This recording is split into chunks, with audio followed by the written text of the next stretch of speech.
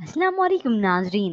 Drama serial नकाब के next episode में आप देखेंगे तैमूर के वालिद जो अपने बेटे पर गुस्सा होकर वहां से जाने लगे। सीढ़ियों में तो ये ज़ारा ही ठहरी थी। उसी को कांधा लगा और वो नीचे गिर जाती है। इमरजेंसी की सूरत में उसे हॉस्पिटल लेकर गए। होप्स और ज़ारा और इस तैमूर का बच्चा सलामत ही होगा, वरना ये ज़ारा इतने धड़ल्ले से इस तैमूर के साथ ना होती।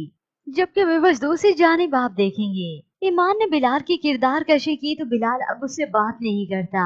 इतना तक कि वो तो कह देता है कि अगर कोई काम हो तो वो उसके वालिद से कॉल करवाए। यूं ईमान को ख्याल ही आते रहते हैं इस बिलाल के, और उसके दिल में ये बात चुभी रहती है कि बिलाल उससे नाराज है।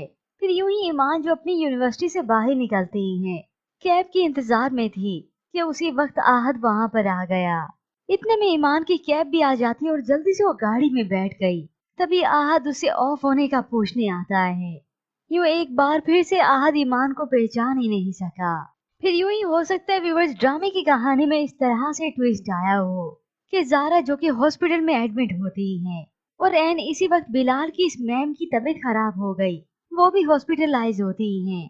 ईमान भी हॉस्पिटल में मौजूद होती है और एन इसी वक्त बिलाल भी यहाँ पर आ गया।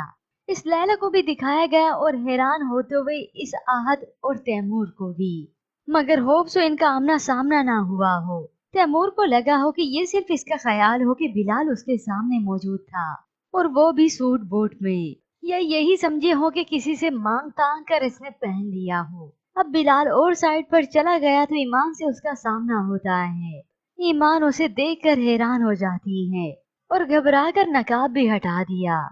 यूं बिलाल का आज रूखा रवैया देखकर तो ये ईमान और भी अफसुर्दा हो जाती है।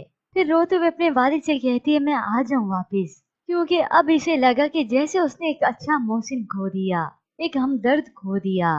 यूं कुछ वक्त भी बीत गया और ये तैमूर ईमान का पीछा नहीं छोड़ता, क्योंकि ईमान के कजन साकिब ने तो इस तैमूर को ट्रक की बत्ती के पीछे लगा दिया है। झूठ बोल दिया कि वो अमेरिका में है और उसके पास वापस आने के पैसे नहीं। घर में यहाँ पर अगर किसी को हकीकत मालूम है कि ईमान कहाँ है तो वो सिर्फ और सिर्फ ज़ारा को ही है।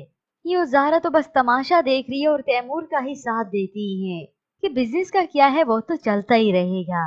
और यूं तैमूर भी अपनी जिम्मेदारी इस आहद पे डाल देता है। आहद डैड के पास है, वो उन्हें अकेला नहीं छोड़ेगा। मगर यहाँ पर आहद तो जज्बाती हो जाता है, गुस्से से आग बगोला हो गया। ये अपने बेटे को जब चाहे हेल्प के लिए बुला सकते हैं, लेकिन मेरी बैग पर कौन है। अब तैमूर की वालदा जिन्हें बेटे पर ही तो फख्र है। बादशाह की ताकत और गरूर उसके शहजादों से ही होता है। यूं देखते ही देखते वक्त गुजरता चला जाएगा।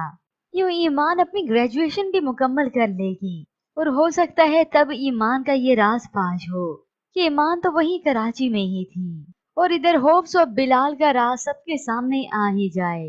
क्योंकि बिलाल जिसने अब तक किसी को अपने बारे में नहीं बताया, क्योंकि उसका दिल टूट गया कि कोई उसका हमदर्द है ही नहीं। मगर फिर तैमूर और उसके वालिद का बुरा वक्त लाएगा इन दोनों को और इन सबको आमने सामने।